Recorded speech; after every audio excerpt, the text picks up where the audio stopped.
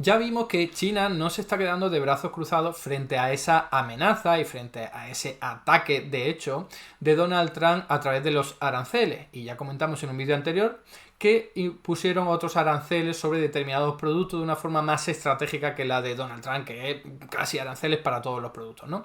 Pero no se han quedado ahí simplemente. Ahora han reaccionado a través de un movimiento absolutamente histórico, algo que no había ocurrido nunca en la historia reciente de China, y es en elevar el límite de déficit público sobre el PIB, que antes estaba en un 3%, pues ahora han dicho, vamos a elevarlo al 4% sobre el PIB. ¿Qué significa esto?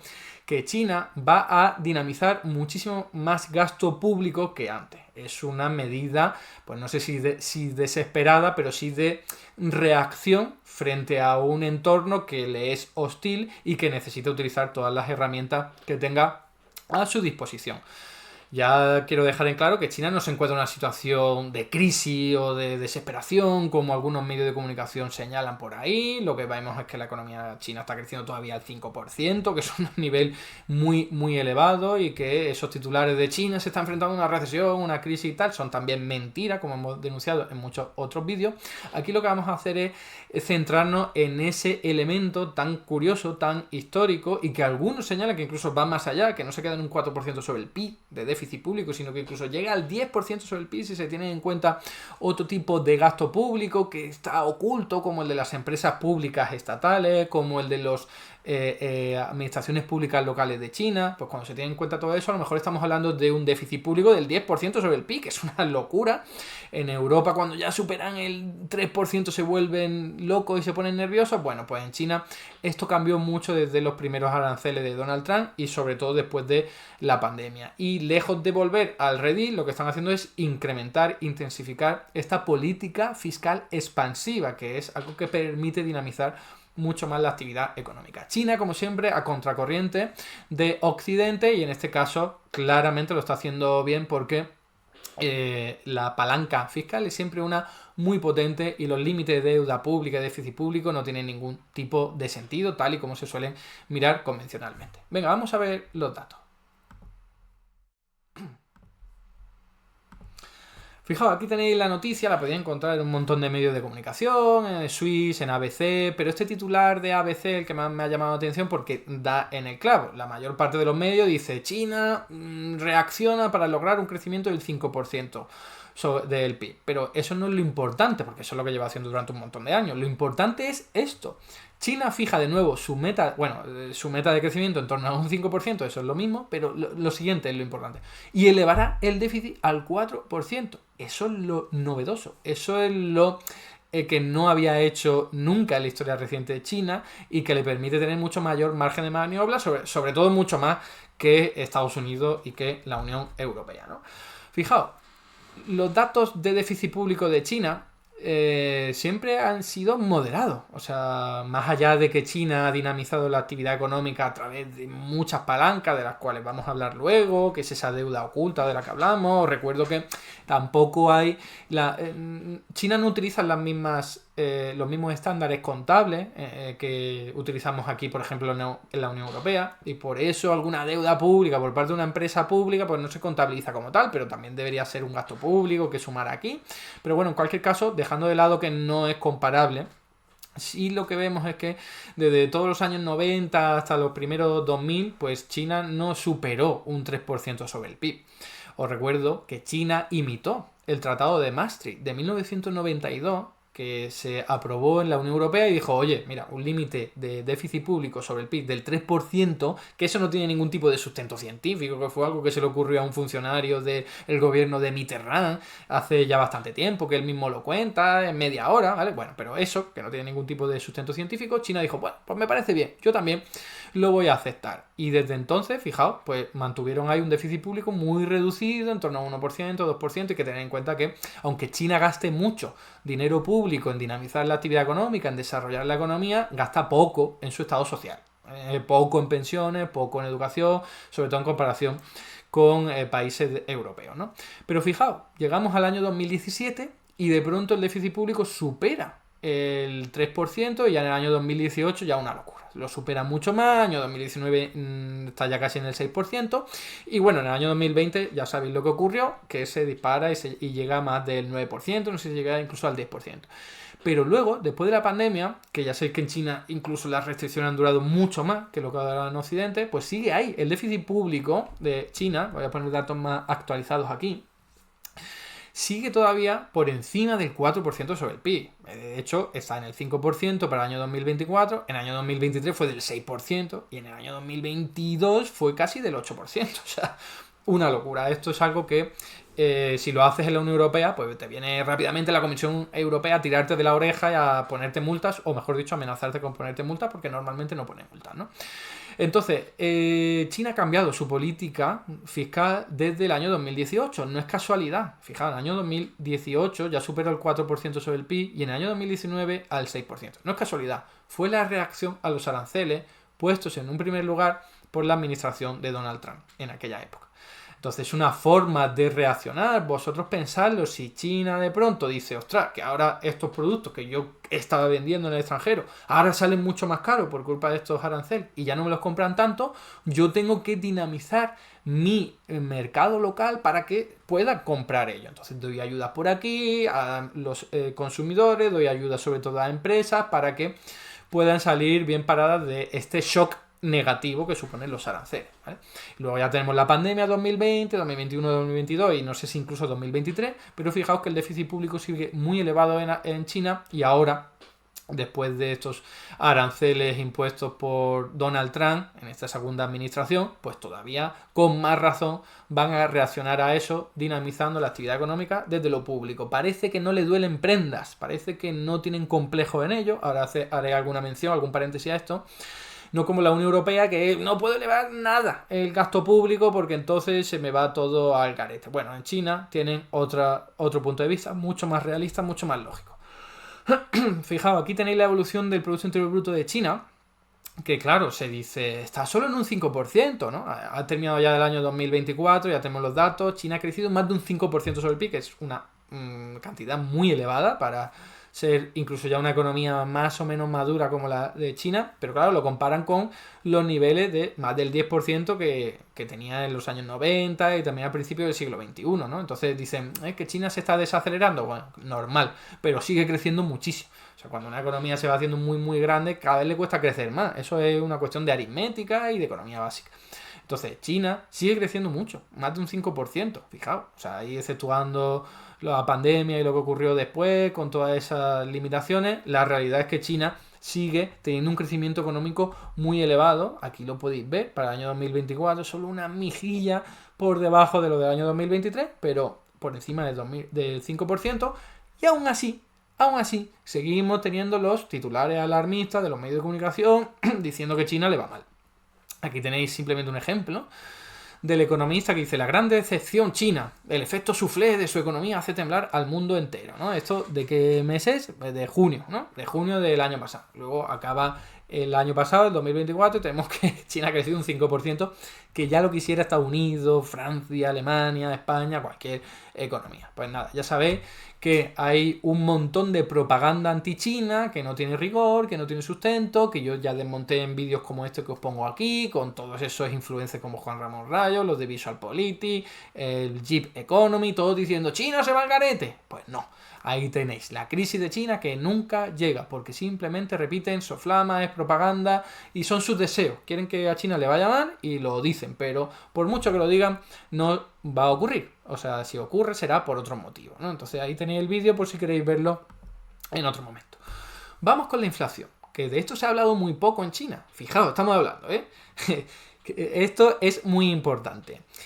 Cuando tú le preguntas a un economista convencional qué pasa con la inflación, si tú tienes un déficit público muy elevado, que ha llegado al 10% sobre el PIB, que se ha mantenido en el 6% sobre el PIB, el 4% sobre el PIB, te va a decir, la inflación se dispara, ¿no? Si le preguntas a Javier Milei, a cualquier monetarista, te va a decir, uy, el déficit público genera inflación. Pues fijaos lo que ha ocurrido en China. Esto es un gráfico de la tasa de inflación interanual. Fijaos qué pasa con la inflación, que a medida que China ha tenido más déficit público desde el año 2021, la inflación lo que ha hecho ha sido bajar. bajar. En el año 2023 ya vemos ahí un descenso tremendo que se ha convertido en deflación, que en China actualmente los precios están coqueteando con la deflación, que significa que están bajando. De hecho, en el último mes lo que hemos visto es que han bajado. En el último mes en China han bajado, que ya nos gustaría a muchos en otros países que los precios bajaran. Aunque bueno, cuidado, porque en economías capitalistas que los precios bajen no es síntoma de que la cosa vaya bien y no tiene por qué ser algo positivo. Pero en cualquier caso, los precios están ahí muy muy cerca del 0%, en algunos meses por debajo. Fijaos, aquí tenéis los precios industriales en China, que han caído mucho. Esto daría para otro vídeo de por qué los precios están bajando tanto en China, pero tienen que ver con los aranceles, tienen que ver con que no encuentran compradores de sus productos, porque claro, te ponen aranceles, ya no puedes vender tanto fuera, pero es que los de dentro, tu población china sigue todavía con salarios relativamente reducido y no se pueden permitir grandes niveles de consumo. Entonces de ahí que surja la palanca fiscal de China, del Estado chino, diciendo pues voy a ayudar a mi gente porque si no en la vida van a poder comprar los productos. Como los productos no encuentran compradores, entonces los precios tienden a la baja. Fijaos, es que llevamos desde octubre del año 2023, cayendo. No, octubre del año 2022, perdón. O sea, fijaos. Todos esos meses han estado cayendo los precios de la producción industrial en China. O sea, una locura. En algunos casos han caído un 6%. Es como os digo, tiene mucho que ver con los aranceles. No es la primera vez que China reacciona a estos problemas de demanda interna. Ya sabéis, una economía que se ha basado durante bastantes años, casi décadas, en vender su producto fuera, pues ahora que te pongan aranceles te hacen bastante pupa, te hace bastante daño. Entonces China está reaccionando con todas las herramientas que tiene. Y fijaos que esta es una noticia de diciembre de 2024, hace apenas unos meses, en el que vimos que China flexibilizaba la política monetaria por primera vez en 14 años. Esto quiere decir que los tipos de interés se bajan. Fijaos la cantidad de reducciones que ha tenido el tipo de interés oficial del Banco Central de China desde el año 2015, o sea, no ha parado de bajar, en ningún momento ha subido. Y fijaos que incluso después de la inflación post-pandémica, que todos los bancos centrales aumentaron su tipo de interés, exceptuando Japón, que los mantuvo cercano al 0%, China iba en dirección contraria, bajando tipo de interés. ¿Por qué? Porque así trata de dinamizar la actividad económica, sale más barato pedir un crédito y entonces la gente lo utilizará para comprar algo, ¿vale? Entonces enfocado a eso. A finales de 2024 fue una reducción muy importante de la tasa de interés y además también hubo otro tipo de política para facilitar el endeudamiento, ¿no? Entonces China está tratando de reaccionar a un contexto que le es hostil, ¿no? Fijaos, frente a ese contexto, muchos economistas chinos instaron al Estado a que gastara hasta 1,4 billones de dólares para combatir la deflación, porque ya sabéis que cuando los precios están bajando, ya lo hemos comentado, si tú quieres que dejen de bajar, dale dinero a la gente de cualquier forma, que vayan a comprarlo y a los vendedores podrán aumentar sus precios porque están encontrando compradores, ¿no? Entonces muchos chinos, desde hace tiempo, analistas chinos, economistas chinos, diciendo, fijaos, esta es una noticia de septiembre de 2024, pues esto es lo que ha llegado ya. Esto es lo que ha llegado ahora en marzo de 2025, que el Estado chino ha dicho, aumento el límite del déficit público y voy a gastar más para dinamizar más la actividad económica, sobre todo ir a comprar esos productos que no encuentran comprador fuera por culpa de los aranceles y de otro tipo de medidas y otro tipo de cuestiones, ¿no? Como no lo he comentado, pero después de la guerra de Ucrania también se modificaron los flujos comerciales entre los diferentes países por cuestiones geopolíticas y a China esto también le ha jugado una mala pasada o al menos un efecto negativo, ¿no? Fijaos que en el último documento publicado por el Partido Comunista Chino en su última asamblea podemos ver que la palabra consumo ha pasado de 21 veces a ser citada en el año 2024 a 31 en el año 2025. Esto a lo mejor puede parecer anecdótico, pero nos está dando buena cuenta de que el gobierno chino está preocupado por dinamizar el consumo, que sabe que está infrautilizado, ¿no? Que no es tan elevado como le gustaría para darle salida a todos los productos que te genera la economía china, pero que al fin y al cabo no encuentran compradores fácilmente, ¿no? Y ahora aquí tenéis, simplemente para que lo conozcáis, pues voces discordantes dentro del propio gobierno. Aquí tenéis un comunicado del Ministerio de Finanzas es larguísimo, lo he traducido ahí porque yo no sé chino, mandarín ni muchísimo menos, pero con la inteligencia artificial hoy se puede leer todo este tipo de cuestiones muy fácilmente.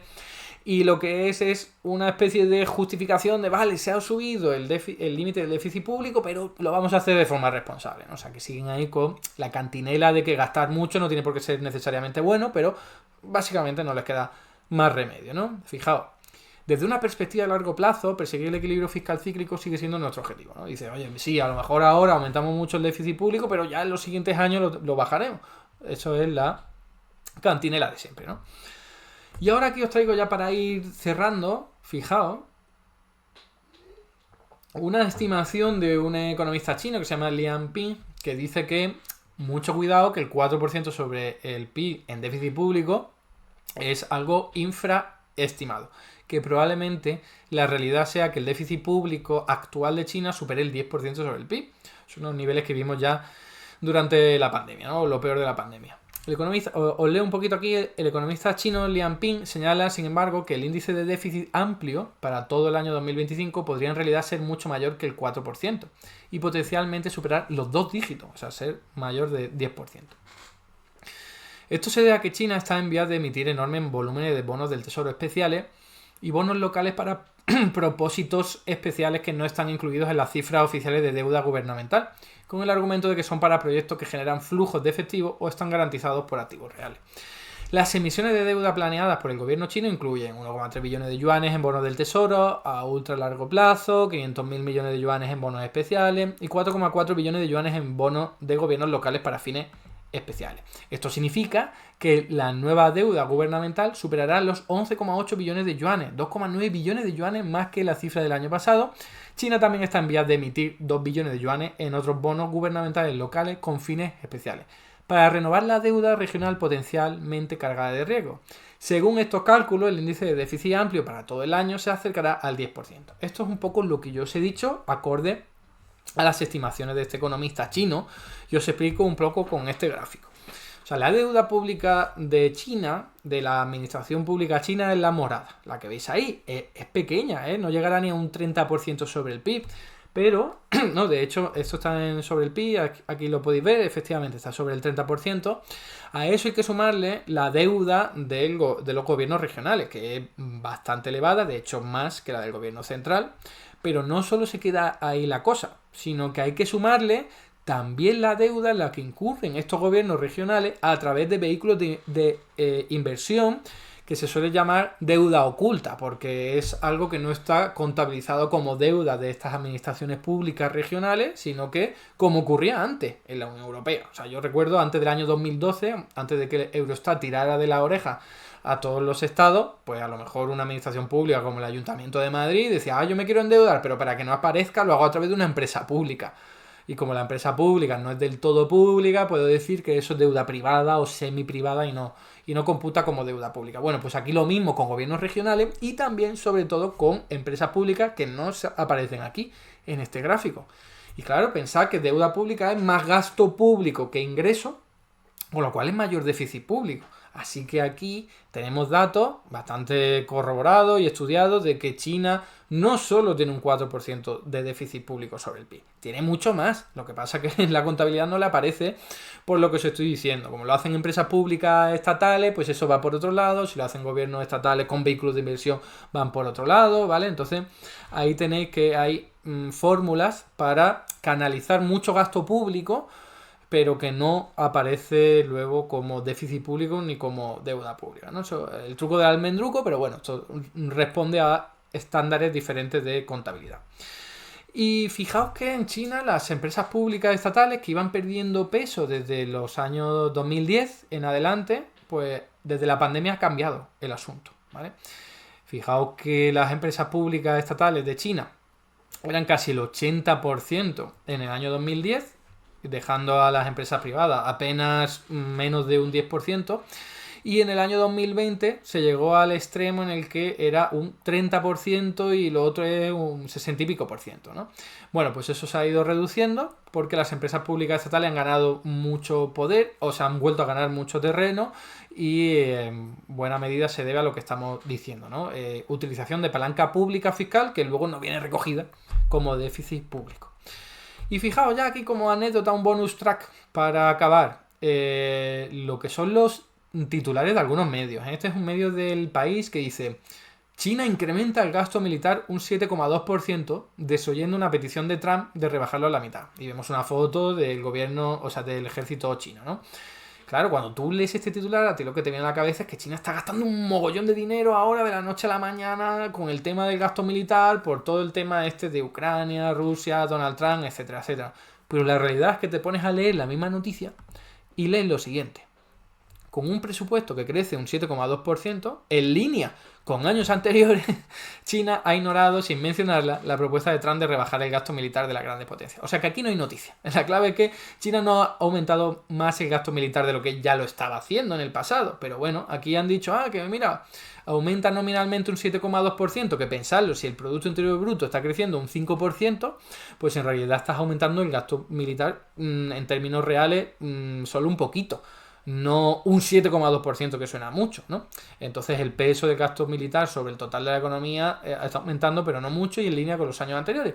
Bueno, esto lo comento para recordaros que hay que tener mucho cuidado con la información que nos llega. Yo también tengo que tener mucho cuidado, por supuesto, porque hay mucha propaganda anti-China por años de historia y tal, y nos damos cuenta de que la información llega absolutamente sesgada y no tenemos toda la verdad, ¿no? Entonces hay que ir con cuidado, mirando todos los datos.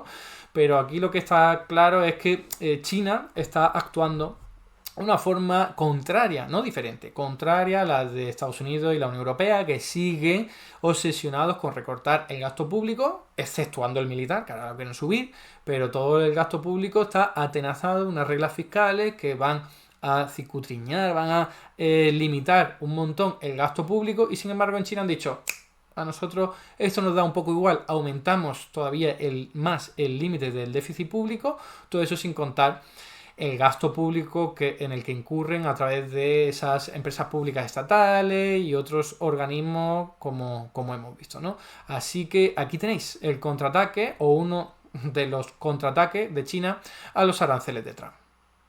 Hasta aquí el vídeo de hoy.